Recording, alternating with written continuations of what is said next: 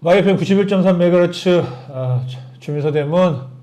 와 진짜 완연한 봄이 온 것 같은 느낌. 이제 팔 걷고 막. 아니. 네. 윤석열이 파면돼요, 봄이.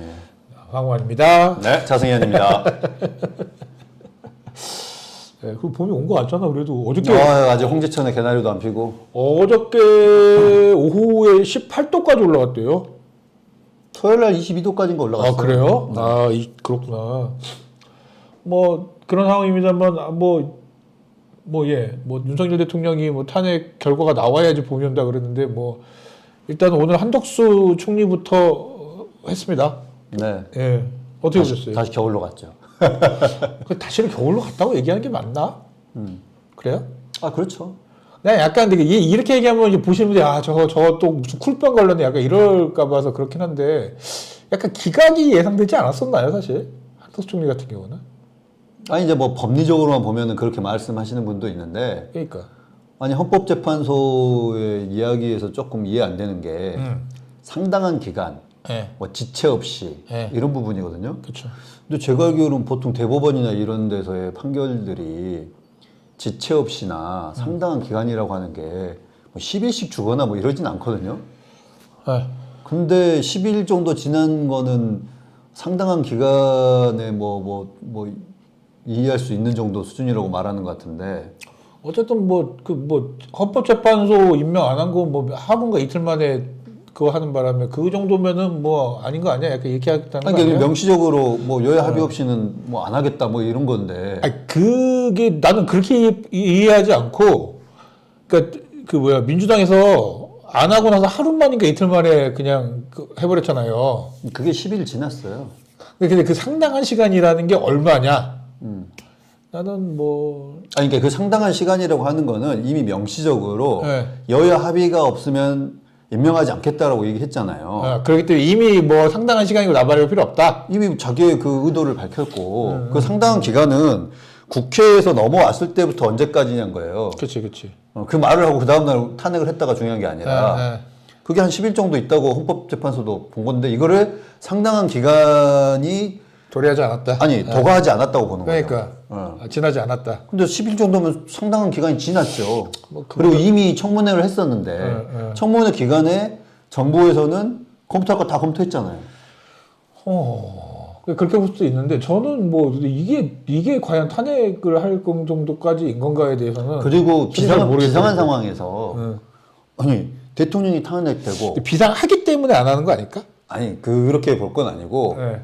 헌법소 의지가 또 굉장히 중요한 거잖아요. 그리고 이 소위 말하는 난국을 권한대행으로서 어떻게 헌법과 법률에 의거해서 뭐 안정적으로 관리할 거냐 문제였는데 관리 의지가 전혀 없었잖아요. 그러면은 이제 여기서 말하는 위법 위헌성은 있다고 말했어요. 그쵸. 헌재에서. 네. 근데 가장 중요한 건 이게 중대성이냐에서 이제 갈렸단 말이에요. 그렇죠. 이거는 중대하지 왜 중대하지 않아요?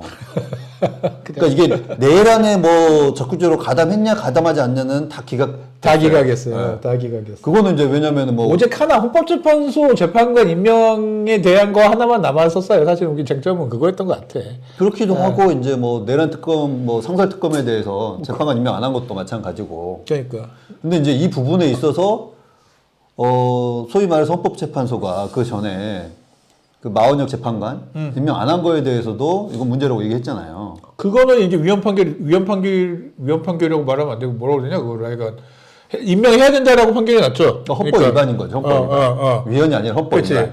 헌법 위반인데 이 순간부터는 이제는 해야 되는 거지 이제 사실은. 근데 그 전에는 사실은 이게 법 기술적으로 얘기하는 것 같긴 한데. 아니 이게 그래서 지금 나오는 게 자 그러면은 한덕수 총리가 다시 돌아왔어요. 네. 권한대행을 해요. 네. 마원혁 재판관 아직 임명 안 된 상태예요. 네. 임명을 해야지 이제. 이거 안 하면은 다시 그치. 또 탄핵할 수 있을 때 그때 어떻게 판단할 거냐는 거예요. 그럴 수 있죠. 예. 근데 이제 이 상황 전에 근데 헌법재판관들이 본인들이 마원혁에 대해 임명하지 않는 부분에 대해서 이거는 헌법 위반이라고 했단 말이에요. 그죠. 그리고 명시적으로 이 세 명에 대해서도 헌법 위반을 하겠다고 밝힌 사람이에요. 그렇죠. 근데 그거는 그 판결이 나기 전이었으니까 그거를 소급해서 이야기하기 좀 그렇지 않았을까? 라는 생각이 또 들긴 해요. 아니 그렇기 때문에 헌법재판소는 본인들의 이 판결에 연속성을 가져가는 측면에서 저는 연속성이 없다고 보이진 않아요. 아니, 그러니까 이 중대성을 중대하다고 판단했어야죠. 그러니까 그 부분에서 헌법 위반이라고는 했어요. 네, 그렇죠. 헌법 위반이긴 하죠, 당연히. 근데 이게 그 파면에 이를 만큼 중대하지 않다라고 한 거예요. 그치. 근데 헌법재판소가 자기들의 판결의 연속성을 가져가려면은 그 부분에 대해서 중대함을 인지하고 그게 소위 말하는 헌법재판을 대통령에 대한 헌법재판을 뭐 제대로 이루어지게 않게 한다거나 한 그 부작위에 대한 헌법 수호 의지가 부족하다는 것이 있는 건데 그걸 중대하지 않다고 판단하면 어떻게 해요? 근데 저는 어쨌든 뭐 그 민주당에서 제기한 모든 탄핵이 일종의 오히려 반대로 생각했거든요. 일종의 그러니까 우리가 저쪽 그 계엄령을 지지하시는 분들이 얘기하기를 계엄령을 계몽령이라고 얘기하잖아요. 저는 오히려 반대로 이 탄핵이 거의 탄핵을 한 게 거의 계몽의 성격의 탄핵이었다라고 저는 생각을 하거든요. 솔직히 그러니까 이게 될 거라고 생각하고 하진 않았을 것 같아. 나는 정신 차려 뭐 이런 정도. 약간 그런 느낌인 거지. 그러니까 아니 할 수 있는 게 없으니까. 아니 근데 이거는 할 수 있는 게 없으니까. 소위 말해서 이제 뭐 검찰이나 이런 쪽에서 네. 관련된 뭐 기록을 달라고 해서도 주지 않고 있는 그러니까. 것도 있고. 근데 이걸 그러니까로 받아들이면 안 된다는 거죠. 그러니까 할 수 있는 게 없으니까 한 건데 그렇다고 네. 해서 근데 헌법재판소가 이전에 감사원장이나 검사들에 대해서도 뭐- 기각했죠. 아니 이게 제가 하려고 말은 그게 아니라 법률 일반성이 보인다고 해요. 그렇죠. 그렇지만 이제 중대성에 갔을 때는 그만큼이 파면이 아니다. 이만큼 중대하지는 않다고 하는데 네. 그 중대성이라고 하는 것도 굉장히 모호한 이제 측면이 있어요. 뭐 그렇게 그리고 이제 소위 얘기하면 말하는 할수 있지. 이제 네. 어떤 분은 지금 민주주의를 법이 파괴하고 있다고 얘기하고도 있어요. 저는 그것까지 너무 간 것 같아요. 그러니까 이제 이렇게까지 얘기하면 아니 그 부분이 아니라 상당한 기간과 지체 없이 즉시라고 하는 부분에 있어서도 네. 이미 우리나라가 관련된 대법원 판례나 등등에 있어갖고 어느 정도의 기간이라고 다 나와 있어요. 그게 뭐 딱 10일이다 5일이다 이렇진 않더라도 근데 10일 정도는 이미 상당한 기간이 도과했다고 보는 거죠. 그러니까 반대로 근데 이걸 저는- 어떻게 중대성이 떨어지고 이 정도는 용인할 수 있다 이렇게 갈 수 있어요. 네. 그러니까 이제 감사원장과 검사들 같은 경우는 뭐 그들에게 헌법소 의지를 지금 따질 그 정도는 아니니까 그들이 갖고 있는 그 공직의 위치에서 네. 적절하게 권한을 행사했거나 권한을 혹은 뭐 남용한 게 없는가 뭐 이런 정도를 보는 거지만 대통령 권한대행 혹은 국무총리 입장에서는 이 난국에 헌법소의 의지가 권한대행에게도 있느냐 그리고 이 난국을 안정적으로 관리하려고 하는 의지가 있느냐 이 부분까지 당연히 살펴볼 부분인 거죠. 그런데 어쨌든 이게 약간 법적 안정성이라고 해야 될까? 약간 이런 측면에서 중대성이라는 문제가 뭐 단순한 문제는 아니라는 생각은 들긴 해요. 사실. 법적 안정성이 지금 더 혼란스러워진 거죠. 그 혼란성은 나는 이 총리의 혼란성이 아니라 윤석열 대통령 때문에 그러니까 탄핵 심판의 혼란. 이거는 전 잘못됐다고 보는 부분이 뭐냐면은 윤석열 대통령 때문에 나오는 혼란 맞죠? 그죠. 근데 우리나라가 이런 상황이 또 벌어질 수 있단 말이에요. 지금 박근혜 탄핵되고 난 다음에 당분간 이런 일이 없을 거라고 했지만 7년 만에 지금 이런 일이 벌어졌잖아요. 아니 그러고 있는데 그 당시에도 권한대행의 뭐 거부권 행사나 이런 부분 혹은 2004년에도 뭐 고건 권한대행의 거부권 행사 등등에 대해서 어느 정도 정리됐어요. 그죠. 근데 지금 나온 여러 가지 이제 그 꼬투리를 잡고 절차 문제 잡고 뭐 이런 부분에 있어서 지금 이제 소위 말하는 법꾸라지라고 하는 이 세력들 법적 카르텔을 갖고 있는 사람들이 계속적으로 공격하면서 저들의 말이 맞는갑다 하면서 지금 혼란을 야기하고 있는 거잖아요. 뭐 법이 말이 맞는갑다가 아니라 약간 법적 미비 혹은 뭐 법적으로 정확하지 않음 약간 이런 것들에 대한 문제라는 생각이 들고 사실 이제 이런 거 상황에서 조금 더 법을 이게 정리정돈할 필요도 있지 않나. 저는 그럼에도 불구하고 꼬투리는 잡을 수 있다고 봐요. 물론 그렇죠. 그렇기 때문에 법이 미비하다는 걸로 우리가 제도를 정비하면 되지 이런 거 아니라 소위 말하는 헌법을 수호해야 될 위치에 있는 사람들이 지금 헌법을 지키지 않고 있잖아요. 마흔역 재판관을 임명해야 될 사람이 헌법재판소가 헌법 위반이라고 했음에도 아직도 임명을 안 해요. 맞아요. 그건 잘못한 거야. 그건 100% 잘못한 거야. 그러니까 최성목이라는 사람은 사실은 이게 지금 이 상황에 대해서 이렇게 된 거라서 그렇지만은 탄핵이 원래는 최성목이 더 됐어야 되는 문제죠. 사실은. 이제 그 부분도 이제 그렇지만 이게 말이 지금 이제 한덕수 총리가 이게 탄핵이 기각되는 바람에 이게 위야무야 될 수밖에 없는 상황이라서 더 짜증나고 약간 최성목이라는 사람이 뭐 더 약간 그렇지만 최성목은 정말 탄핵을 당했어야 되는 사람이었다. 아니 근데 이 지금 재판에서 한 가지 눈여겨볼 만한 거는 이제 헌법 공부하는 사람들한테 하나 정리된 거는 이제 중대성 문제는 누가 얼만큼 중대하냐에 대해서 감정이 다르니까. 그치. 저는 이거는 이제 뭐 그냥 설왕설래 정도 수준이라고 보지만 여기서 명확하게 나온 건 하나 있잖아요. 대통령 권한 대행을 150석 이상. 탄핵을 할 땐 2분의 1이다. 2분의 1이다. 뭐 그거는 확정된 거죠. 각하하신 분이 두 분이 계시긴 하지만 그 두 분이 6대2였기 때문에 어쨌든 6명은 이제 인정했기 때문에 이거는 2분의 1이다라는 거는 뭐 확실해진 거고. 그렇죠. 예.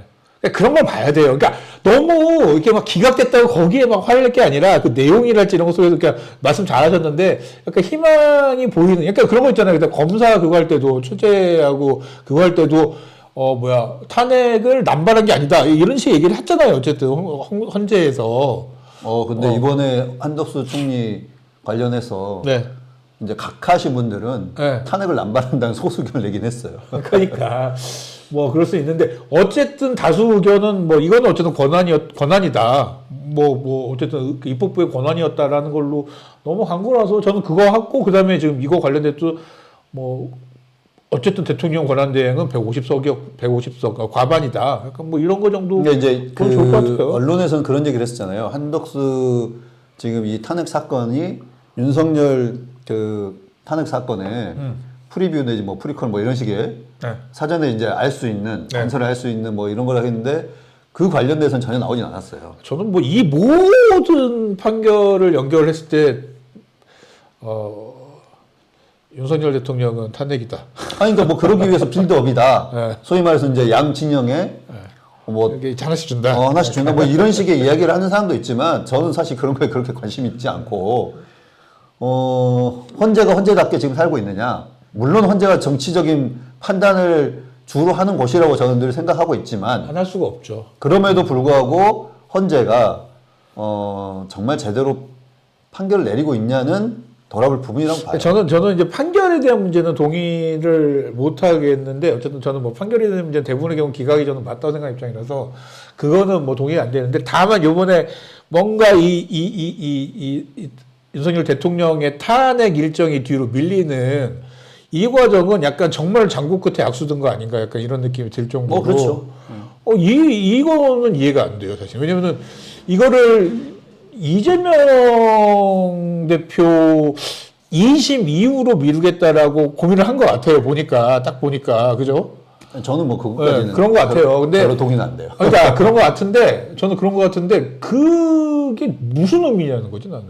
의미가 없는 그런 거에 일정을 뭔가 맞추면서 이게 뭐 오히려 혼란만 더 주고 있는 헌재가 약간 그 문제는 확실히 헌재가 조금 생각을 잘못한 거 아닌가. 너무 약간 장고를 하다가 악수를 둔 거 아닌가 생각은 확실히 좀 들어요. 헌법재판관들이 헌법재판소가 우리나라 헌법소를 하는 데 있어서 어떤 위치인지에 대한 자각이 좀 필요하지 않나라는 생각이 드는 거고. 그러니까 이게 그리고 이제 혼란이라는 것들이 계속해서 가중되고 있고 뭐 어쨌든 지금 경제 문제도 그렇고 뭐 국제 외교 문제도 그렇고 되게 복잡한 문제인 건데 이거를 지금 헌재가 약간 너무 자기들이 비판이나 욕먹은 거와 이 상황을 너무 그 욕먹는 것 때문에 이 상황을 잘 안 본 거 아닌가라는 생각이 솔직히 좀 약간 들기는 해요. 그래서 그냥 빨리 결정을 해줬어야지 지금 이 상황이 정리가 조금이라도 빨리 돼야 되는 문제인데 이거를 너무 그리고 우리가 또 헌재만을 생각한 것 같아요. 눈여겨봐야 될 부분은 한덕수 총리도 경제 강요 출신이에요. 그쵸. 그 다음에 최상목 기재부. 거기도 경제부총리, 경제관료 출신이에요. 근데 이 두 사람이 경제를 생각하지 않는 것 같아요.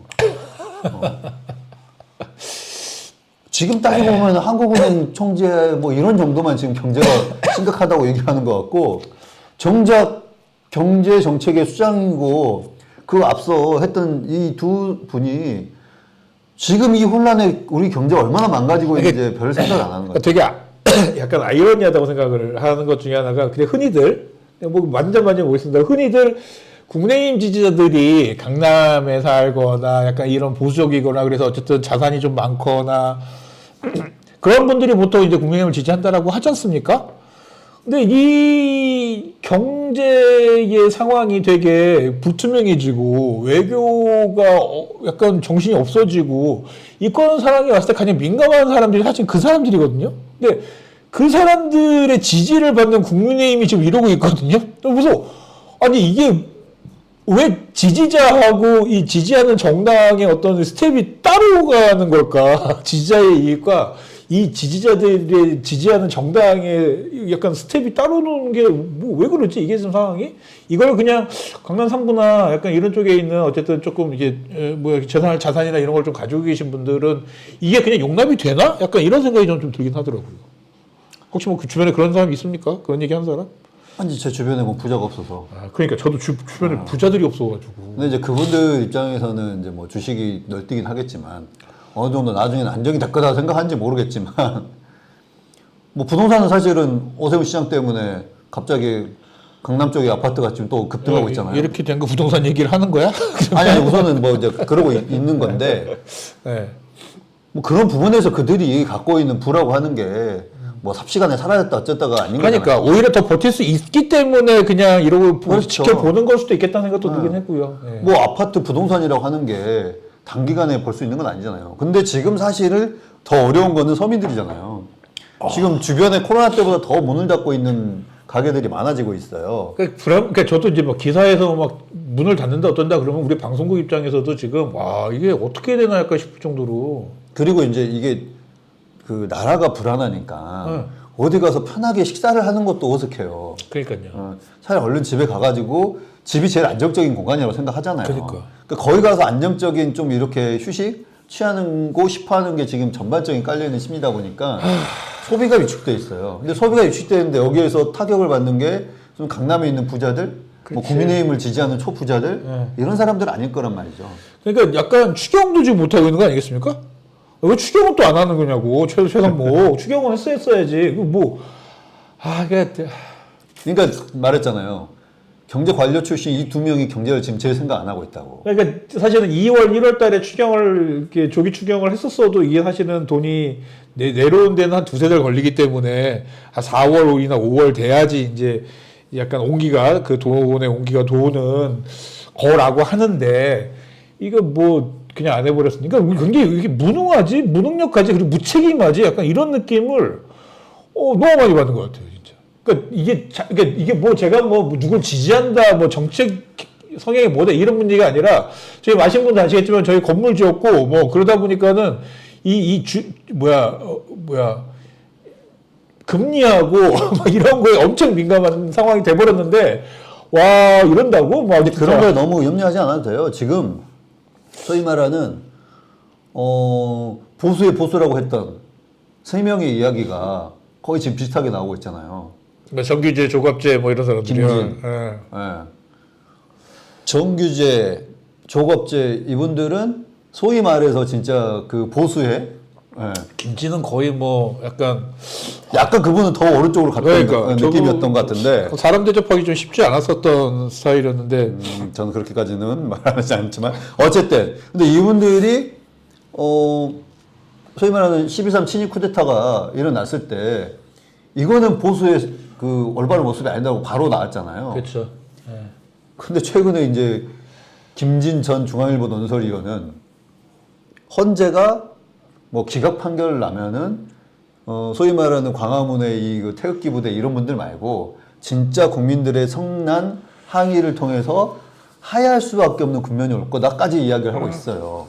아니 뭐 분위기가 뭐 그런 분위기인 거죠 사실.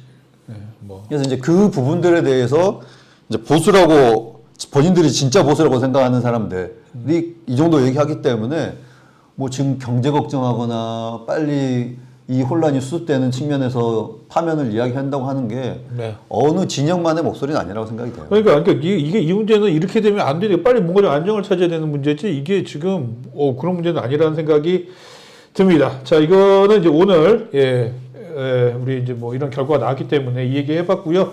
동네 얘기로 다시 돌아와서 자, 부동산 얘기를 오늘은 주로 이제 부동산 얘기만 되는 거네요. 오세훈 시장이 이 사고를 침으로써 아예 뭐 대선 후보 자격이 없어졌다는 얘기까지도 나옵니다. 35일 만에 이렇게 바꾸었는데 별 큰 사과도 없어요. 사과는 했어요. 심려를 끼쳐드려서 송구합니다라는 얘기는 그런 했는데 정도인데 이게 정책을 이렇게까지 엎어놓고 약간 느낌이 근데 전 느낌이 약간 이런 느낌이었어요. 뭐냐면 이걸 또 우리 동네에 또 비교를 해야 되지 않겠습니까? 근데 이 동네가 이제 남과제 이동이 신통 개발이 이제 진행이 되다가 반대하는 사람이 한 3분의 1 정도, 이미 뭐 한 25% 이상이면은 이거 뭐 취소시켜야 되는 상황인데 30%가 넘었음에도 불구하고 이상원 청장이 그냥 뭉갰잖아요. 근데 뭉개고 있는 상황에서 서울시가 직권해제해버렸잖아요, 그때. 그 당시 구청 공무원도 아무도 몰랐다는 얘기가 있거든요. 직권해제해버렸는데 요것도 약간 그런 느낌. 같이 완전 이렇게 들리는 소문에 따르면 국토부에서 약간 직권으로 이렇게 뒤집었다. 그리고 묶는 것도 더 넓게 묶는 것도 국토부에서 한 거다라는 얘기가 있더라고요. 그래서 오세훈 시장이 뭔가 자기 잘못으로 그러니까 사과를 할 그게 아니었던 거지. 왜냐면은 하고 싶지 않은 거거든 자기는. 그냥 냅둬야 되는데 지금 국토부가 억지로 이렇게 해가지고 국토부 때문에 억지로 약간 했다는 소문이 있더라고요. 그래서 뭐 보니까는 근데 저도 약간 느낌이 그때 그날 보는데 국토부가 시켜서 하는 거구나. 약간 이런 느낌 받았거든요. 이런 정책의 안정성 하필이면 이때 왜 그랬을까요? 이제 과욕이죠. 뭐 눈앞에 뭔가 어른거리니까 아까 말씀하셨던 것처럼 자기네 지지자들한테 네. 손을 내밀었는데 이게 이제 악수가 된 거죠. 좋다고 하는 이 악수가 아니라. 그런 부분에서 저는 지자체장 특히 광역단체장들이 크게 한 번씩 사고치는 부분들 중에 하나가 저번 지방선거 딱 이게 해갖고 광역단체장 바뀌자마자 특히 강원도 모라토리움이 아니라 뭐라고 해야 우리 이제 지급 불가 뭐 이렇게 선언했잖아요. 보증을 더 이상 안 서겠다고 그랬었죠. 지급 불가 아니었나 보증이 아니라? 아니, 보증을 이렇게 강원도에서 하고 있는 거라서 돈 못 갚겠다였어요. 어쨌든 맞아. 보증이 아니라 돈 못 갚겠다. 근데 그 돈을 갚을 수 있는 정도의 재정 규모가 됨에도 불구하고 강원도에서 돈 못 갚겠다 해버리니까 소위 말해서 거의 뭐 국가 신인도가 약간 난리 났잖아요. 그때 뭐 그것 때문에 그 다음 날인가 한 20조인가 30조를 내리꽂아버렸죠. 그러니까 아마 그 당시에 뭐냐면 지급에 대한 보증을 서준 거예요. 그 강원도가. 근데 보증 선거에 대한 비용을 보증 선거 우리씩 못 갚아 이렇게 털어버리니까 한 2천억인가 그게 3천억인가 정도 2천억인가 3천억인가 그랬던 걸로 기억하는데 이것 때문에 20조인가 30조를 때려 넣는 이거 이렇게 그 신뢰 이거를 이렇게 다시 복구하기 위해서 20조인가 30조를 시장에다가 들이부었던 그랬었죠. 근데 단순하게 그게 지자체만의 문제가 아니라 그죠. 이제 국가 전체적으로 이제 신인도가 아니 지방 정부가 지금 자기들이 보증 선거를 안 준다고 그러면 이게 난리 뭐 말이 되냐고요 이게. 근데 이제 저는 보증이 아니라 지급 능력에 대한 보증 그러니까 공사에 대한 보증을 서준 거야. 공사에 대한 그건 나중에 뭐 더 하고 계속 보증이라고 할 필요는 없으니까. 보증 뭐 그거 지금 말이 안 되죠. 더 이상한 얘기 때문에. 근데 그렇기 때문에 소위 말해서 부동산을 통해서 어떤 이제 공사를 하고 개발을 하면서 하려고 했던 사람들이 지자체도 너네 뭐 돈을 못 주겠다고 하는데 그러니까. 당신들을 뭘 믿고 대출을 해주고 그거를 이제 할 거냐. 그러니까 진행되려고 했던 모든 이런 사업들이 다 거기서 스톱이 돼버린 거잖아요. 그쵸. 그리고 지금 몇 년 동안 돈이 안 돌고 있는 거예요. 김진태가 쏘아올린 그러니까 이게 그냥 단순하게 그 당시에만 끝난 게 아니라 계속 이게 밀리는 거죠. 뭐. 지금까지도 그 영역에 있는 사람들은 김진태 참 오래 살 거다 막 이렇게 얘기할 정도로 아니 누구 말 같지도 않은 짓을 한 거예요. 그 사실은. 근데 그러고 나서 며칠 있다 다시 철회했잖아요. 그때도 그랬었죠. 철회했어. 철회했는데 소위 말하는 민간 경제에 퍼져 있는 타격은 지금 회복이 아직 안 되고 있는 이게 거예요. 이미 신뢰에 대한 신용에 대한 믿음이 사라졌는데 그걸 처리했다고 한들 그 신용에 대한 믿음이 사라진 게 다시 생기겠냐고요. 그 믿음이. 그러니까 당연히 신뢰가 안 생기지. 근데 지금 오세훈 시장이 한 것도 비슷한 거죠, 사실은. 그렇죠. 그러니까 어느 정도는 이렇게 돼가지고 거기를 계속해서 묶어둬야 되는 문제. 아니 뭐 여러 가지 이유를 들 수도 있는데 하필 왜 지금? 그러니까 그리고 저는 그때 당시에도 이렇게 물어봤다라고 하거든요, 기자들이 오세훈 시장한테. 아니 그 투자과제가 이렇게 해서 문제라고 한다면 그러면 이거를 지금 푸는 게 그 문제라고 했을 때 그러면 뭐가 대안이냐? 그러면 공급이라는 거야. 공급을 해서 풀어야 되는 문제지 토지거래 허가를 가지고 이렇게 묶어두는 문제로는 해결이 안 된다라고 자기가 입으로 얘기한 거예요. 공급을 해야 되는데 근데 오세훈 씨가 대구에서 공급 얼마나 했는데 공급이 거의 서울이 지금 역대급으로 공급이 안 되고 있거든요. 지금 뭐 신통개발이니 뭐니 다 안 되면서 공급 자체가 지금 서울에서 안 되고 있는 이 상황에서 갑자기 토지거래 허가를 싹 푼다 그러면은 가격이 오를 근데 거는 이제 그 부분은 좀 우리가 볼 부분이 재개발 재건축을 한다고 공급이 그 늘어나진 않아요. 예. 그래서 그 부분은 뭐 정확히 할 필요는 있는 것 같고 그런 의미에서 이제 오세훈 시장의 정책에 토지거래 허가 이거 하기 전에 그 전 정책도 있어요. 네. 그린벨트 몇 곳을 풀었잖아요. 그거는 그쵸. 예. 예. 이제 이거는 뭐 그렇게 시장에 큰 효과가 있던 건 아니라서 그런지 모르겠지만 뭐 우리가 또 모르는 뭐 이제 흐름이 있는데 우리가 이렇게 도드라지 않아서 모를 수 있어요. 그리고 난 다음에 또 한참 있다 이걸 했는데 이거는 즉각 시장에 반응이 와버린 거잖아요. 반응이 엄청나게 와버리더라고요. 네. 와 깜짝 놀랐습니다. 그러니까 지금 말씀하셨던 것처럼 뭐 30 며칠, 50 며칠, 35일. 이때만에 지금 이제 다시 원상복귀 지금 이렇게 된 건데, 그러니까 이게 지금 원상복구가 아니라 원래대로라는 이게 토지거래 허가 구역이 그 총 면적이 14제곱킬로미터 이 정도였거든요. 4개 동이었어. 4개 동. 4개 동밖에 안 됐거든. 근데 요번에 하면서 강남 3구 플러스 용산구까지 4개 구가 되면서 110제곱킬로미터. 그러니까 14제곱킬로미터인가 해서 110제곱킬로미터로 늘어나 버렸죠, 오히려. 뭐, 그러니까 이게 엄청 심각한 거라고 제가 볼 때 국토부나 이쪽에서 판단한 것 같아요. 그래서 전반적으로 지금 약간 그 토목 쪽으로 토목 건축 쪽으로 헛발질이 많아요. 그러니까 그 약간 못 버리나 봐. 그러니까 이명박 그거를 제대로 수혜를 받은 사람이 이명박 아니겠습니까? 근데 그거는 이제 돌아보면 그게 20년 전 얘기인데. 아니 이제 청계천 그치. 참 잘했다. 그리고 이제 뭐 그 당시에 이제 뉴타운 광풍이 불었고. 그치.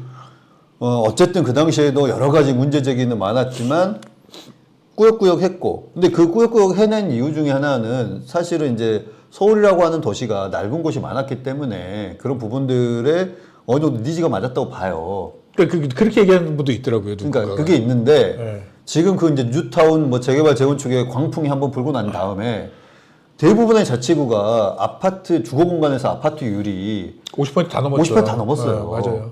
그러고 나니 이제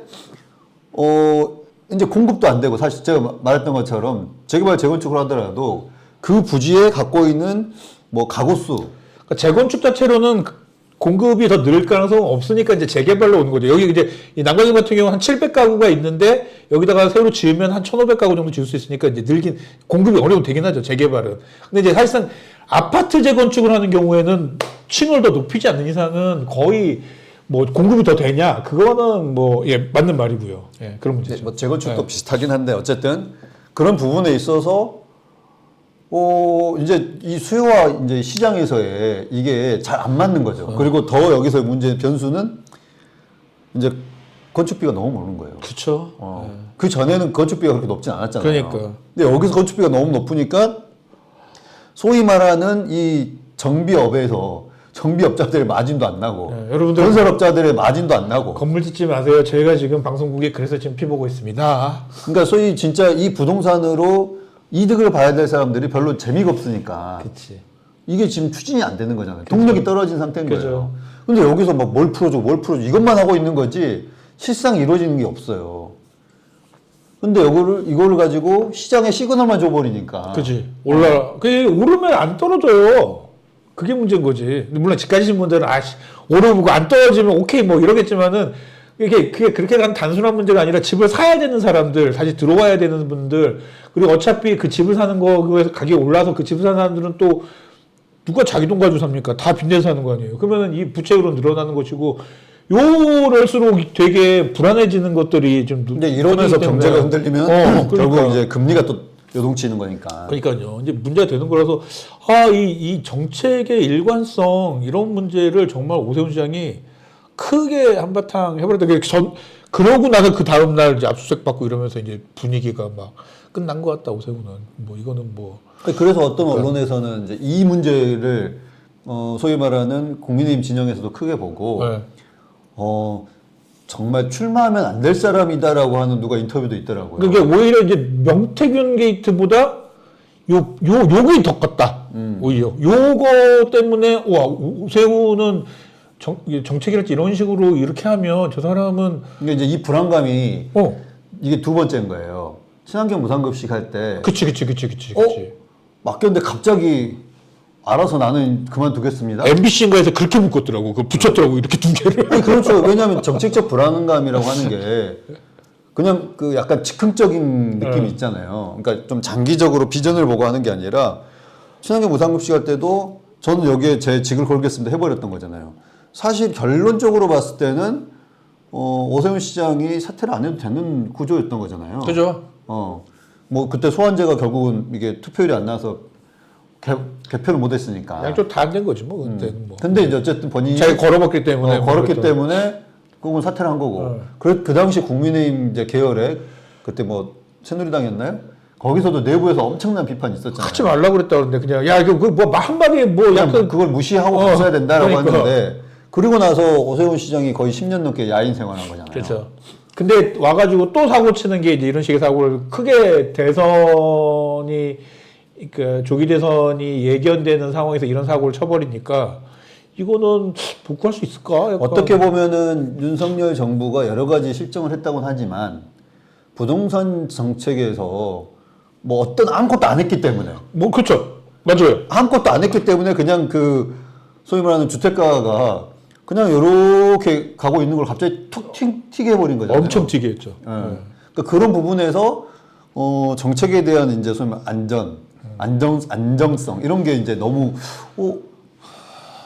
이게 뭐지 이렇게 돼버리니까 그쪽 분들한테도 약간 신뢰가 떨어지는 그리고 이거 관련돼서 좀 제가 이제 기사 본 적이 있는데 나는 또 이게 공직에 있는 사람들이 이러면 안 된다고 보는데 오세훈 시장이 무슨 동네에 건물이 있어요. 아 본인 건물이 네, 가족들 그게. 가족들. 근데 이러면 안 되는 거 아닙니까? 약간 그거 보면서 우리 서대문구의 박준우 의원 생각나더라고요. 그러니까 아니 공직자들이 자기 이렇게 뻔히 보이는 부동산 관련된 정책을 하는데 그 동네에 자기 건물이 있어. 근데 그거를 그렇게 한다고? 이거는 너무 이거 약간 부차적인 문제일 수 있습니다. 솔직히 뭐. 예를 들면 이제 꽤 오랫동안 본인이 살던 집이 거기에 이제 뭐 그 안에 있을 수 있잖아요. 그런 식으로 묶인다면은 뭐 크게 할 말은 없는데 뭐 그분은 뭐 여러 가지 또 재산도 있으니까. 아니 그렇다 할지라도 사실은 이렇게 민감한 정책을 자기가 살고 건물이 있는 동네에서 한다라는 건 저는 약간 그건 말이 안 된다고 생각해요. 그러니까 왜냐면 그냥 뭐 내가 뭐 재건축 재개발 뭐 선정을 할 때 나는 그냥 집이 있는데 나는 찬성도 아니고 반대도 아닌데 그냥 뭐 찬성이 많으면 그냥 하는 거고 아니면 많은 거죠. 약간 이런 경우라면 모르겠습니다. 이건 적극적으로 자기가 그 동네만 콕 집어서 풀어준 거잖아요. 이렇게. 그래서 이게 이런다고 이게 지금 이 사람들? 아니 저는 이제 그 부분은 정책적 필요성이 있다면은 저는 그럴 수는 있다고 봐요. 다만 이제 이걸 소유하고 있는 기간이 어느 정도냐는 좀 봐야 될 필요는 있다. 근데 어쨌든 그 동네에 잘 알려진 사실인데 그 동네에 가족이 있었다. 예를 들면 우리 지역에 보면 풍치지구 있잖아요. 네. 구청 근처에. 근데 이거는 누군가를 이제 풀겠다는 의지를 갖고 계시는데. 엄청 많죠. 근데 이제 만일 거기에 내가 되면 풀어야지 하면서 알박기를 해놨다. 그러면 이제 저는 문제가 된다고 보는데 그렇지 않고 이미 거기 오래전부터 그 동네에 살고 있는데 내가 뭐 유산을 물려받았다. 뭐 이런 식이면. 그랬다거나 혹은 그냥 처음에 여기에 정착하면서부터 살고 있는 데인데 그냥 그 지역에 풍치지구로 묶여 있어서 뭔가 주변 사람들도 그렇고 재산상 이제 행사에 문제가 있다? 그러면 저는 그럴 수도 있다고 봐요. 근데 아까 말씀드린 것처럼 뭐 유산 내지 혹은 이제 오랫동안 자기가 거주하거나 살던 근데 거기에 포함될 수도 있죠, 당연히. 그렇죠. 근데 그게 아니라 한 몇 년 전에 딱 보고 여기에는 뭔가 부동산으로 갇혀 있겠네? 해놓고 박아놓고 내가 시장이 돼버렸네 혹은 내가 뭐 단체장이 돼버렸네? 하고 야, 여기는 괜찮아. 풀어버리면 그건 이제 좀 문제가 되죠. 그러니까. 그래서 지금 오세훈 시장은 약간 이제 뭐 잘 알려져 그런 문제까지 있었고, 사실은 이제 뭐 이거는 약간 부차적일 수 있습니다만, 갑자기 이제 박진우 의원이 생각이 나가지고 약간 그게, 그 보는데, 오, 박진우 의원 약간 생각나더라고요. 거긴 조금 더 적극적인. 훨씬 더 적극적일 것 같죠? 예. 어쨌든 뭐 그런 생각이 나서, 이게 지금 공직자들이 이래도 되나? 약간 그런 생각이 좀 들긴 하더라고요. 그러니까, 저는 오세훈 시장, 모르겠습니다. 약간 이제 감정이 다를 수도 있겠지만, 저라면 거기 있는 땅 같은 경우는 뭐 매각을 했어야 되는 거 아닌가? 뭐가 있다면 매각하고 그 다음에 뭘 했어야지 오해도 안 사고 이럴 텐데, 이게 좀 되게 뭐 희한하게 같이 그하는 상황이 되는 거 아닌가 하는 생각이 들고, 어쨌든 좀 공직자의 자세에 대한 문제까지 좀 같이 들여다볼 수 있었던 것 같아요. 그러니까 법 능력 무능한 거, 약간 이게 이걸 몰랐다고? 알고 했으면 더 문제지만 모르고 했어도 문제잖아요. 이거는요. 몰라 예상을 못한 것도 문제고 예상을 했으면 더 문제고. 근데 어쨌든 그런 상황인데 더군다나 거기에 자기 땅이 있고 건물이 있고 이랬으면은 뭐 약간 그것도 이제 이해충돌성이죠. 이게 공직자가 이래도 되나? 우리 너무 이제는 이런 거 너무 무감각한 거 아닌가 약간. 한국이 좀 점점. 근데 아, 부동산도 예전에 백지 신탁해야 된다는 얘기가 있었는데. 똘똘한 한 채만 남기고 다 팔아라 이랬었는데. 아니, 그것보다도 부동산에 대한 이제 그 주식 백지 신탁 하잖아요. 그런 것처럼 이것도 백지 신탁해야 된다 뭐 이런 얘기도 있긴 있어요. 부동산을 배치하는 게 어떤 의미가 있는지 모르겠습니다. 왜냐면 뭐 할 수 있으면 저는 하는 것도 나쁘지 않다라고. 아니, 이것도 이제 시장가가 이제 널뛰기가 되니까. 근데 어쨌든 정치과 관련해가지고 정말 공직자들이 좀 조심할 필요 있다는 생각은 좀 들어요. 예. 그래서 뭐, 예, 그렇습니다. 뭐 돈 많으면은 뭐, 되게 냉정하게 말해서 돈 많은 사람들은 뭐 안 받아 챙기기 때문에 뭐 괜찮을 거다 이렇게 얘기하시는 분들도 종종 계신데, 이런 식으로 이게 뭐 재개발 정책이나 약간 이런 방식으로 해가지고 뻥튀기를 재산에 대해서는 약간 눈덩이론이 맞는 것 같아요. 그러니까요. 예. 이게 이제 굴러 내려오면서 단단한 돌을 이렇게 박아놓고 돌리면은 내려오는 그 커지는 힘이 또 그쵸. 커질수록 더 많이 붙기 때문에. 그러니까. 예. 그래서 오히려 과연 돈 많은 사람이 정치를 하는 게 맞는 건가에 대한 좀 뭐 그런 생각을 해봤다라는 것입니다. 자, 그리고 다시 부동산 얘기입니다. 서대문구 이거 연희동에 전세 사기 관련된 거, 뭐 한겨레 기사가 났어요. 뭐 이렇게 구의회에서 뭘 했고, 그럼 한겨레에서도 이제 뭐 연희동에 살고 계시는 분들, 뭐 전세 사기 당하신 분들 이야기 막 이렇게 하면서 기사가 났는데 그 와중에 딱 뜨이는 부분이 있더라고요.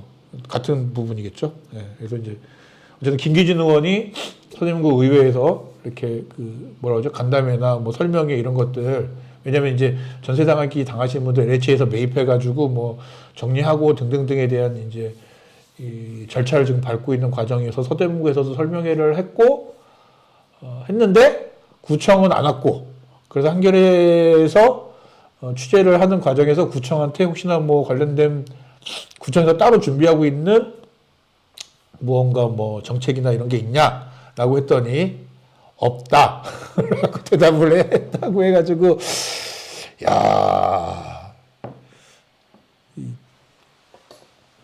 그러니까 부동산 혹은 교통 관련해서 등등등 보면은 기초지자체로서 서대문구청은 솔직히 말하면 뭘 하는지는 잘 모르겠어요. 할 수 있는 게 별로 없을 수도 있어요. 아니, 별로 없을 수 있다고만 할 건 아니라, 그러니까 이게 보면 서울에 있는 자치구들이 조금 그런 면이 있긴 한데, 이제 다른 자치구까지는 뭐 경험하거나 주의 있게 안 봐서 그럴 수는 있고, 근데 이제 어쨌든 서대문구만 보자면은, 예를 들면은 이제 그 지방에 있는 네. 동네들은 국비를 가져와서 SOC를 하기 위해서 그쵸. 굉장히 노력하잖아요. 그쵸. 그래서 고속도로가 우리 동네를 지나가느냐 마느냐, 거의 뭐 목숨 걸죠. 철도가 지나가느냐 마느냐, 목숨 걸죠. 이게 지금 가장 핵심이기 때문에 소위 말해서 우리 구청장이, 서대문 구청장이 뭐 국비를 받기 위해서 국회를 방문했다는 뉴스를 본 적은 없어요. 근데 이제 지방의 시장, 군수 뭐 이런 사람들은 그냥 예산 철만 되면 올라와요. 그죠. 기재부도 가고. 자기 이제 지역 국회의원도 보고, 애결위원장도 보고, 그러니까. 뭐 도당위원장도 만나고 뭐 이러면서 또 해당 상임위원장도 만나고, 그냥 2년만 닿으면 가고 다 하거든요. 자기 지역 그 예산, 우리의 주 사업이 예를 들면은 어디에서 어디 연결되는 고속도로다. 여길 꼭 예산 국비를 잡아달라. 뭐 이런 거 하잖아요. 그렇죠. 근데 우리 뭐 이성호 청장도 뭐 오세훈 시장도 만나고 뭐 국토부 장관도 만나고 뭐. 근데 이제 저는 이 전에도 소위 말해서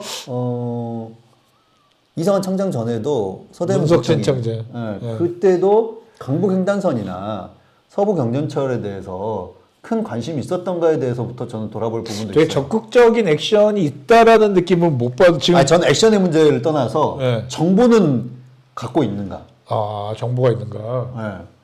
그래서 어떤 측면에서 소위 말하는 102번 역사가 별 관심 없다가 나중에 보니까 이쪽이 아니네?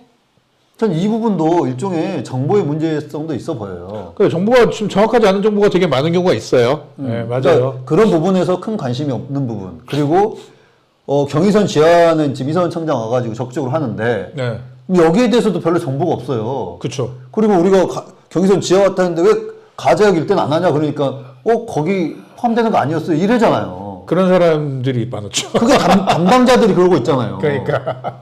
아니 어떻게 담당자가 그렇게 말을 해요. 그리고 그것도 있어요. 우리가 그걸 알려준 거 아니에요. 우리 방송에서도 이걸 단독처럼 해보는데 뭐냐면은 경의선 지하화를 한다고 할 때 지금 기존 노선 밑으로 가는 게 아니라 돌아서 간다. 그러니까 저희 광명 수색 고속철도가 지금 이제 새로 지어야 되는 상황인데 이게 원래 예타할 때 그 경의선 밑으로 지나가기로 했기 때문에 요거 팔 때 같이 들어가면 싸게 합니다. 공사를 라고 얘기를 했었거든요. 근데 작년에 제가 국토부 뭐 등등등 찾아보고 그러니까 그게 바뀌었는데 바뀌어가지고 물어봤어요. 아냐?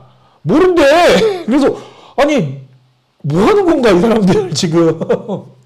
근데 놀라운 게 또 있어요. 금액이 공사비가 뭡니까? 광명수색 고속철도 지하로 들어갈 때랑 똑같아. 그래서 쌌다고 했는데 이미 노선 바뀐 거 알잖아요. 근데 똑같아요, 공사비가. 5천억. 그래서, 아니, 그게, 그래서 쌌다라고 자기들이 주장했는데, 노선이 바뀌었는데, 노선이 같이 이제 안 들어오는데, 근데 공사를 싸게 할 수 있다고? 난 약간 여기서부터 얘기도 믿음이 안 가고, 뭐가 좀, 그래요, 사실. 네. 그리고 지금 이번 사태와 같이 전세 사기가 강서나 인천 지역에서 크게 이슈가 됐긴 했지만 연희동 일대도 그런 지금 우리가 실제 확인된 게 100몇 건으로 LH가 지금 이렇게 집계하고 있잖아요. 그렇죠. 신고된 건 훨씬 많지만 네. 이럴 정도로 심각하면은 여기에 대해 적극적으로 고민을 해야 될 거 아니에요. 뭐라도 약간 그러니까 저는 이게 문제라고 보는 게 약간 진짜 방송 보시는 것 같으니까 진짜 제가 드리는 말씀인데 좀 우리 언론 교육을 좀 시킬 필요가 있어요. 아니 그래도 한겨레 신문사 기자가 전화했는데 없어도 지금 찾는 중입니다. 뭐 저희 좀 고민하고 있는 중인데 이 정도 얘기할 수 있잖아요, 사실. 계획 수립 중이니까 계획 수립되는 대로 보내드리겠습니다. 이런 거. 그 정도 지금 저희 좀 어쨌든 지금 돈이 중이다. 좀 심각한 걸 알고 있고 그 심각성에 따라서 우리가 어떻게 할 것인지 조금 고민하고 있고 그냥 우리가 그냥 구청 차원에서 이걸 모른 척하고 있지 않다. 약간 이 정도는 줄 수 있잖아. 근데 이게 안 되는 이유가 있어요. 없다 이래버리면 아니 이게 안 되는 이유가 있어요. 왜요? 근원적으로 그 분들은 지역 전체의 어떤 문제들을 해결하기 위해서 본인들의 역할, 혹은 광역의 역할, 이걸 고민하지 않아요. 누가 공무원들이? 공무원, 그러니까 우리 구청 자체가. 예. 이제 이성환 청장 내지는 보좌관들은 그럴 수 있지만 그 업무를 맡고 있는 담당자, 그 부서는 그냥 자기한테 주어진 것만 보면 돼요. 그렇게 생각을 하고 있는 거예요. 근데 약간 과장급이나 이런 사람들일 거 아니에요, 사실. 과장급하고 통하는지 제가 모르겠지만 예를 들면 이제 이거는 주택가 이런 쪽하고 관련돼 있을 거예요. 그러겠죠. 근데 주택가는 거의 소위 말해서 아파트 관리하는 거. 아파트 관리밖에 없어요. 그렇죠. 근데 여기에 예전에 청년 이 주거 관련돼 가지고 어떤 거 하고 이렇게 전출 오거나 전입 오고 이런 사람들에게 이런 정보 안내해 달라고 하는데도 거의 안 해요.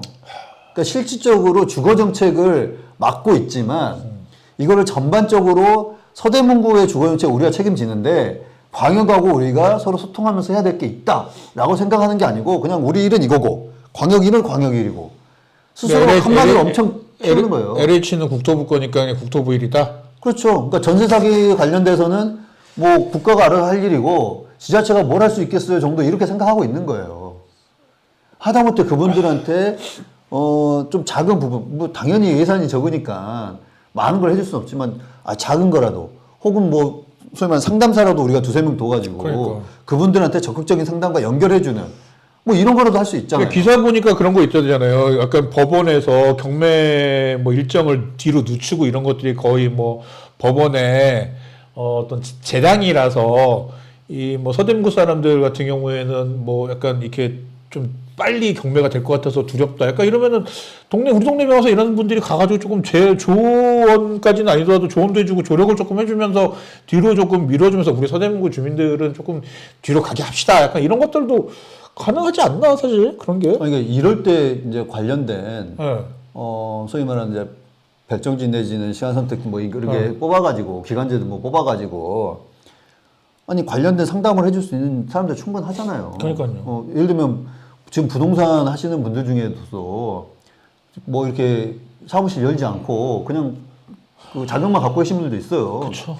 그런 분들 통해 갖고 그분들이 조금만 보시면은 어느 정도 확인할 수 있으니까 그럼 그분들을 고용해가지고 좀 이 피해 입으신 분들 상담해주고 연결해주고 뭐 이런 거 할 수 있단 말이에요. 그러니까 이제 지금 피해 입으신 분들이 직장 다니거나 이러신 분들일 거 아니에요. 그럼 직장 다니신 분들이 회사에서 일하는 동안에 그걸 조금 이렇게 도와줄 수 있는 사람들이 좀 있고 그러면은 사실은 예산이 그렇게 많이 안 들어도 그거 굉장히 도와준다고 하면 그 도움 받는 분들 입장에서는 되게 그리고 이게 소위 말해서 점점 우리가 이성원 청장의 컨설팅 지금 방송 같아 보이지만 아니 이게 소위 말하는 구정에 도움이 될 거 아니에요. 그죠. 이렇게 세심하게 그러니까. 우리에게 관심을 받고 도와주려고 하는구나.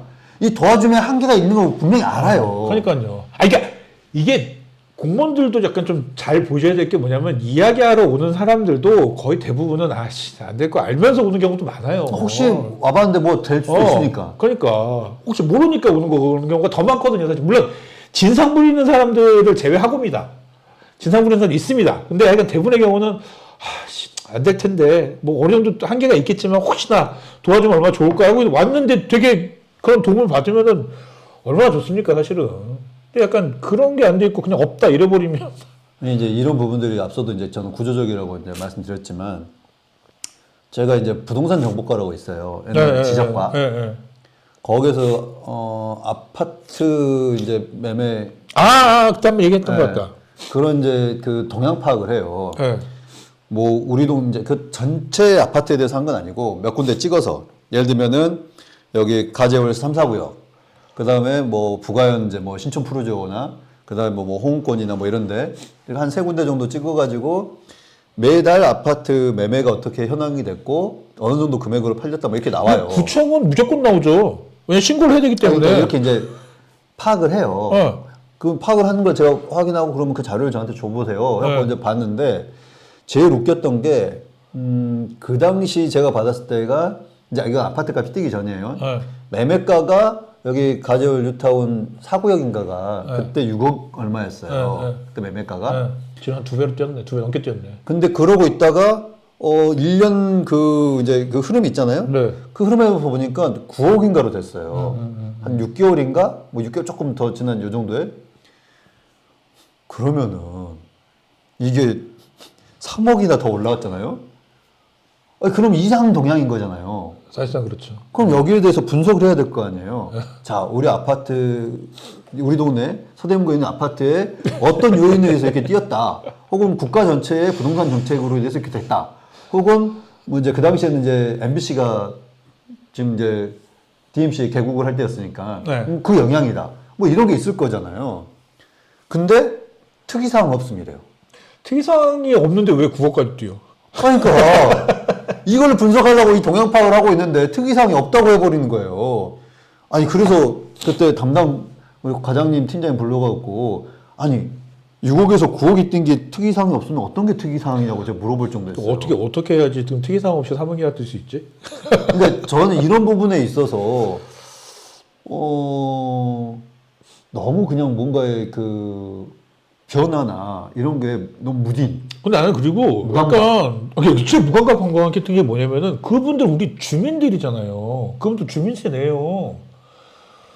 그분들 세금으로 공무원들 월급 받는 거잖아요, 사실. 근데 그분들이 전세 사기 때문에 어렵다고 하면 사실 뭐 당연히 그러니까 또 같은 얘기 또 하는 거지만은 구청청에서 할 수 있는 게 별로 많지 않을 거라고 생각은 합니다. 뭐 그거 당연하겠죠. 근데 우리가 뭐라도 할 수 있지 않을까? 한번 뭘 한번 해보는 걸 한번 알아보기라도 할까? 이런 건 할 수 있는 거잖아요, 사실. 그잖아요. 그러니까 계속적으로 말씀드린 거는 그 앞에 그분들이 그렇게 우리가 생각하는 거 안 한 이유는 이런 문제에 대해서 동향 파악을 안 하고 있기 때문이에요. 자, 우리 동네 전세 사기가 이 정도 됐다는 뉴스는 나왔어요. 엄청 나왔죠. 그러면 이제 스크린을 해야 되는데 본인은 이게 자기 일이라고 생각하지 않기 때문에 스크린도 안 하고 동향 파악도 안 하는 거예요. 그런데 갑자기 중앙원로에서 전화가 와요. 서대문구는 뭘 지금 준비하고 있나요? 동향 파악이 안 됐으니까. 자기한테 이게 문제가 아니니까. 저희는 아무 준비 안 하고 있는데요. 이런 말이 나올 수밖에 없는 거예요. 예를 들면은 소위 말하는 지금 뭐 보좌관 달고 계신 분들이 정책, 정무, 무슨 뭐 보좌관 달고 계신 분들이라도 민감하다면 그 분야에 과장, 뭐 팀장, 뭐 담당자 불러가지고 혹은 몇 개 팀 불러가지고 이야기를 해볼 수도 있었겠죠. 근데 그것도 안 하고 있는 거예요. 그러니까. 그리고 하물며 이거는 의원들도 관심이 없는 거예요. 아니, 그렇게 부동산에 대해서 그렇게 관심이 많아 보이고 재건축 재개발에는 관심이 많은데 왜 전세 사기에는 관심이 없냐고요. 그러니까 이해가 안 소위 돼요. 말하는 그 국민의힘 의원님들이 부동산에 굉장히 민감하시고 관심 많잖아요. 그러니까요. 근데 왜 이런 거에는 관심 안 가지시는지 모르겠어요. 관심 그렇게 뭐 어려운 게 아닌데 이게 그렇다고 해서 그게 아니잖아. 그러니까 약간 재개발 재건축 정책과 전세 사기가 상충되는 게 아닌 거잖아요. 싸우는 게 아니잖아요. 그러니까 이것도 하면서 이것도 같이 할 수 있는 거잖아요. 근데 왜 이거는 마치 뭐 주워온 자식처럼 갖다 아무런 그 관심이 없는 건지 참 답답합니다. 그리고 저는 뭐 어쨌든 뭐 보신다니까는 말씀드리는 건데 보시긴 보시는 것 같아서 말씀드리는 건데 누가 뭔지 알고 뭐 계속 그래요. 일단은 뭐 그 뭐야 홍보 쪽에서는 보시겠죠. 교육 좀 시킵시다. 제발 좀. 저는 그것도 별로 안 될 거라고 보는데요. 전에 우리가 구의회하고 구청하고 할 때 네. 아니 선결처분에 대해서 그러면 보도자료 나왔을 때 왜 이렇게 됐어요 하니까 그건 기획예산과에 물어보세요 그러고 기획예산과에 그러면 이거 홍보과에 전화했더니 여기다가 물어봐라 했더니 보도자료 내는 홍보과에 얘기해서 지금 이러고 있는 거잖아요. 내가 옛날에 이게 옛날 얘기긴 한데 관악에 있을 때 그 기자 이렇게 하는데 그때 그 장애인 단체하고 이렇게 해가지고 이 동네에 있는 장애인 그 관련된 시설을 전수조사한 적이 있었어요. 관악구에서. 당연히 형편없이 나왔겠죠. 근데 이제 관악구만 한 거기 때문에 관악구만 되게 뭐 형편없는 수치인 것처럼 보이지만 사실은 서울시가 다 그렇습니다. 사실은 다 형편없었죠. 근데 어쨌든 관악구만 꼭 찍어서 한 거야. 그래서 이제 그때 토목이 아니라 뭐야 이 교통 관련된 왜냐면 이제 길거리에 이제 장애인들이 휠체어로 다 다닐 수는 없나니까 이런 거에 체크를 한 거기 때문에 전화를 했죠. 과장이 모른다. 관심 없다. 할 생각 없다. 이러는 거야. 그래서 코멘트를 내가 이렇게 달려고 하다가 그래도 이거는 좀 잘 모르고 언론에 대한 그게 없는 사람이라서 잘 모르니까 홍보과에다 전화해가지고 홍보장한테 그런 얘기 했었거든요. 그러니까 이렇게 답을 하는데 이렇게 하면은 나와도 되는 건가? 이거는 아닌 것 같다라고 했는데 바로 다시 이제 가가지고 연락을 해가지고 그러니까 연락을 해준 거죠. 홍보과에서 연락해서 그렇게 대답하면 안 된다라고 연락을 해서 다시 그 과장이 전화 와가지고는 아니 지금 이렇게 하려고 합니다라고 답이 왔어요. 그래서 이제 그렇게 기사를 썼었거든요.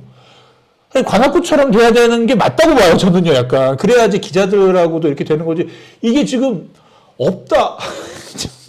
이게 대부분의 경우 약간 그렇더라고요. 그래서 답답해서 홍보과에다 전화하면은 아니 뭐 몰라요. 저희도 약간 잃어버리니까. 그러니까 제가 누구한테 계속 이게 보고 있냐고 말한 것처럼 만약 홍보과에서 보겠죠. 네. 근데 홍보과 주택가에서 뭐 우리 영상을 보라고 할 수도 있지만 보라고 해도 안 보실 거고 그러니까요. 주택가도 그렇게 민감하게 반응하지 않을 거예요.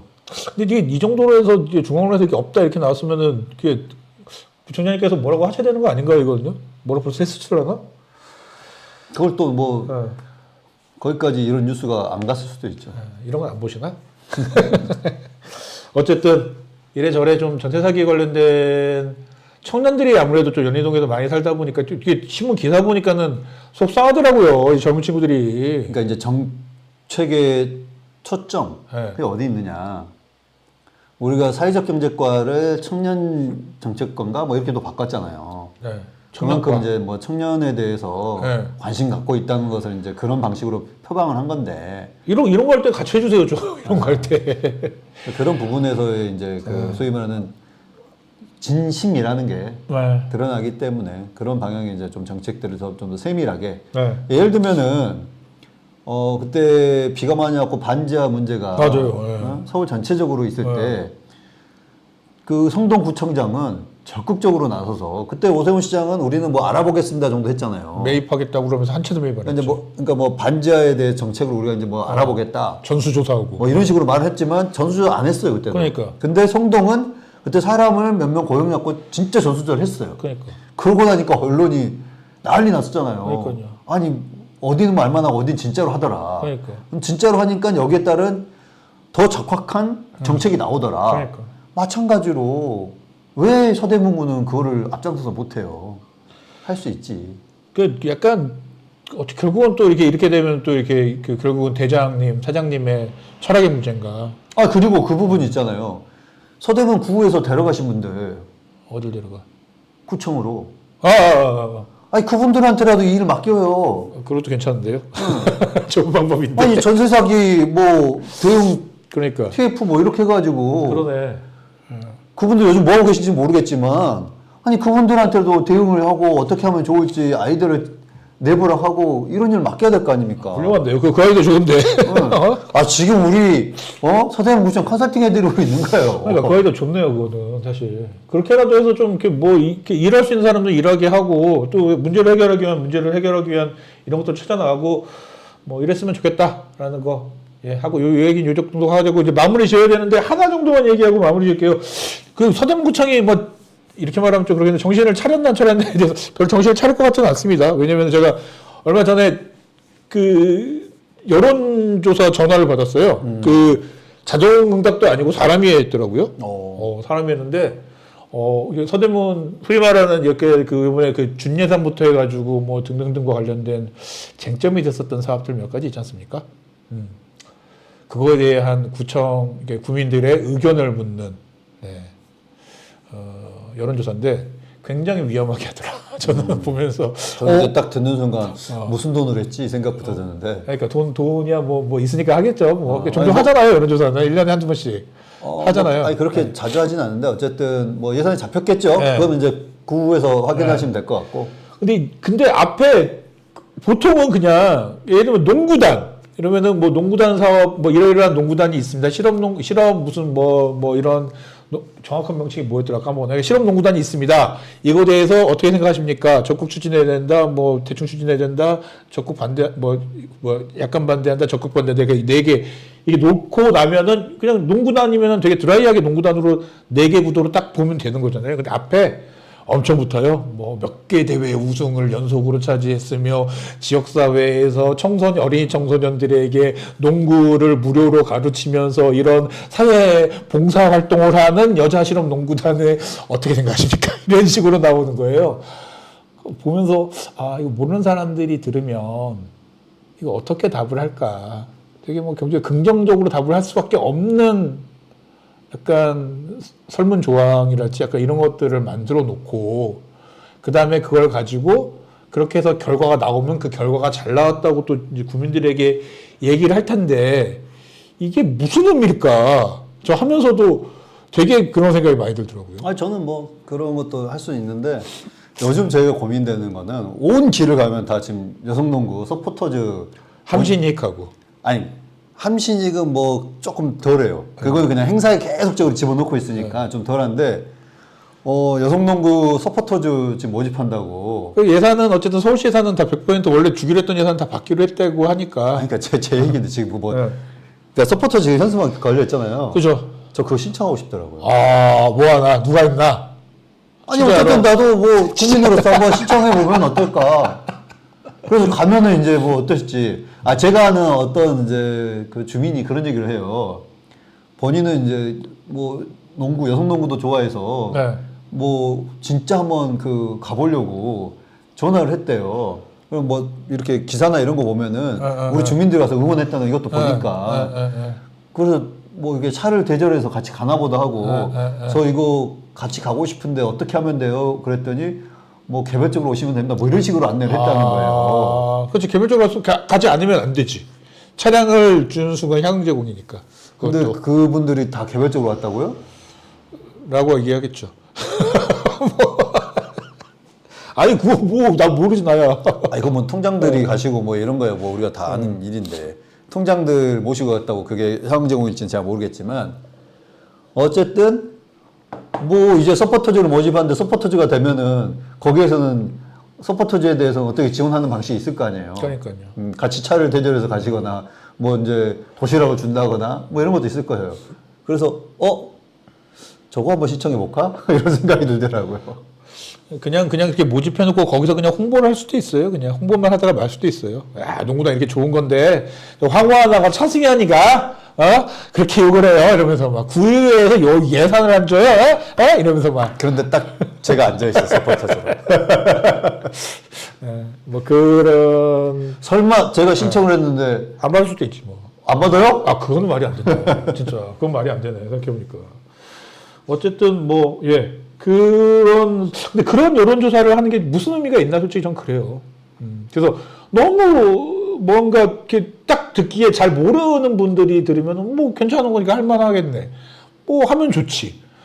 그러니까 이게 맨날 교수 다 하면 좋지. 뭐 안 하면 좋은 게 뭐가 있어? 또 우리가 하는 거지. 보기에는 뭘 하신지 모르겠지만 매니페스토 지금 그러니까요. 뭐 최우수 받고 이러시잖아요. 그러니까 근데 근데 그런 여론조사를 하는 거는 돈 낭비고 사실은 되게 정확한 어쨌든 국민들의 이런 생각이나 이런 것들이 과연 전달이 되는 것인가 약간 이런 생각이 좀 들어서 굳이 이렇게 해야 되나 라는 생각이 들어서 하반기에 저희가 한번 해보려고요. 정말 객관적으로 저희가 한번 이래놓고 지금 문항이 이러는 거 아니에요? 왜요? 우리 여성농구단 이렇게 있지만 전국에 4개밖에 없고 이게 꼭 필요한지 모르겠지만 어떻게 생각하십니까? 뭐 이렇게 설문조항 짜는 거 아니에요? 한국 여자농구의 레전드 박찬숙 감독이 고작 여기 와서 일해야 됩니까? 막 이러면서 박찬석 감독이 감독으로 있는 서울 서대문구 여성실업농구단 있어야 됩니까? 없어야 됩니까? 막 이런 식으로. 하여간 저희가 한번 그래서 하반기 정도에는 정말 좀 객관적으로 한번 여론조사를 해가지고 이런 정책들을 한번 보는 그거를 지역에 있는 언론사들하고 같이 한번 협업을 해가지고 한번 해볼까. 지금 언론사 그 여론조사 기관하고는 어느 정도 지금 얘기를 하고 있는 중인 거고 언론사들 조금 해가지고 같이 해서 뭐 그렇게 좀 해서 제대로 된 조금 이걸 한번 보여줘야겠다는 생각이 조금 듭니다. 하반기에 좀 하시려면 1000샘플 정도는 하셔야 돼요. 500에서 1000 사이를 할 것 500은 같아요. 안 돼요. 너무 약해요. 그러니까 기대하십시오. 그러니까 저희들이 뭐 이거 관련해가지고는 여러분도 후원을 해주셔야 됩니다. 후원을 많이 해서 그걸 가지고 한번 할까? 이런 것도 그거 하세요. 클라우드 펀딩. 네, 클라우드 펀딩 할 겁니다. 예, 그렇게 할까 생각을 하고 있고, 예, 기대해 주십사 부탁드리고 저희 여전히 이제 뭐 이제는 또 구청에서도 또 지난 방송 봤는지 구청에서도 왔더라고요. 공문이. 구청 공문부터 오고 나서 소송을 걸어야 되는 것 같은데, 그러니까 소송 걸고 방송 보고 그 다음에 공문 온 것 같습니다. 아니 근데 이게 공단에서 네. 공문이 오지 않고 구청에서 왔을까요? 모르겠어요. 구청에서는 왜 오는지 문화체육관에서 왔더라고요. 문화체육관에서 저기 그 옥상에 방수 공사한다고 철거하라고. 근데 전 그것도 좀 특이한데 문화체육회관이니까 문화체육과가 건물 관리까지 다 하는 건가? 아니잖아요. 위탁이잖아요. 아니 이게 위탁이지만 제가 말하려고 하는 거는 공단에 대해서는 전반적으로 기획예산과가 이제 전체 담당이에요. 그렇죠. 근데 문화체육회관이라고 문화체육과가 그런가 보다. 건물 관리까지 다 하는 건가라는 전 문제적인 거예요. 그러네요. 그럴 수 있겠다는 생각이 듭니다. 뭐 하려면 그냥 기획예산과가 그것까지 다 관리하면서 뭐 이제 하는 거 아닌가라는 생각. 어쨌든 저희 뭐 소송과 뭐 약간 이런 것들을 하고 있습니다. 예, 여러분들 많은 후원과 도움 부탁드리겠다는 말씀 드리고요. 마지막으로 최동표 원장 그 정신장애인 이쪽 관련돼서 지난주에 1심 그 소송 관련된 이야기 드렸잖아요. 25일까지